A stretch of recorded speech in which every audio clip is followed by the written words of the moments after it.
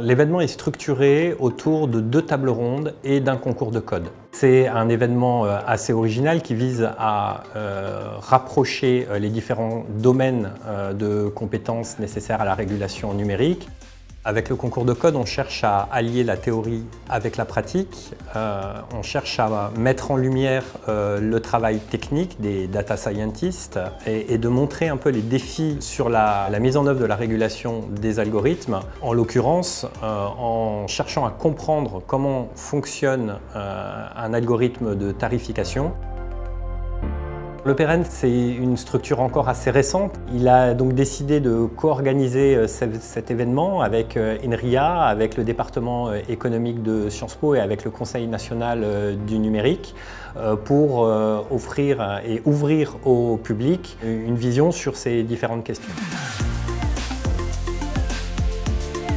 On a créé un hackathon qui tourne autour d'un cas fictif, d'une plateforme de livraison de plats, donc de livraison d'un repas d'un restaurant à votre domicile. Et on va demander aux participants d'essayer d'être capables, d'une part, d'identifier combien il existe d'algorithmes de tarification sur cette plateforme fictive, et d'autre part, essayer de mettre ensemble les différentes livraisons qui ont été réalisées avec le même algorithme.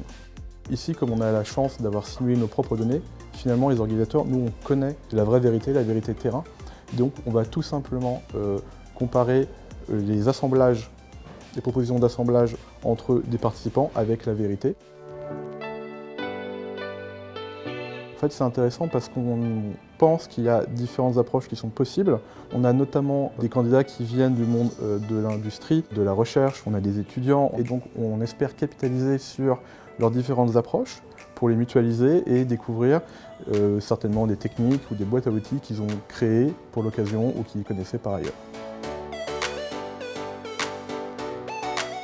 Le premier intérêt, c'est un peu de se frotter à des gens qui codent. Voilà.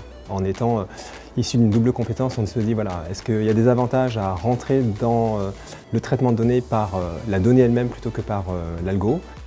Un jour, on reçoit un mail nous disant qu'il y a un hackathon. On lance un peu une bouteille à la mer, on leur dit, tiens, comme ça, qui s'y intéresse? Et avec grande surprise, on s'aperçoit qu'en fait, on a un paquet d'étudiants là qui s'y intéressent. Par nature, ils sont super curieux. Et puis après, il y a un effet d'émulation, ils ont envie de voir ce qui valent sur le marché. L'exercice choisi, il illustre assez bien la problématique de segmentation des algorithmes en boîte noire aujourd'hui.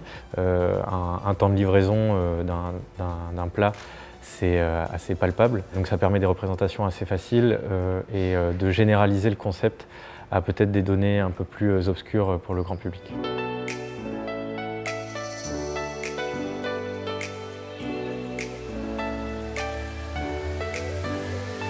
Ce qui nous a motivés à nous inscrire, c'est tout d'abord le sujet, qui est un sujet qui nous intéresse et qui est à la fois très différent de ce qu'on fait dans notre travail de tous les jours.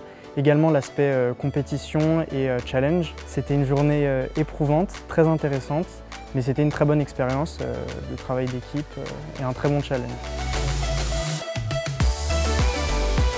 Alors ce que j'en ai retiré en fait, c'est la mobilisation de toutes les formes d'intelligence. Ce que j'ai apprécié tout particulièrement dans cette journée, c'est qu'elle a posé les bonnes questions et notamment la place de l'IA dans notre société, la relation de l'IA avec l'humain, mais aussi permettre de tirer tous les bénéfices de l'intelligence artificielle tout en maîtrisant les risques.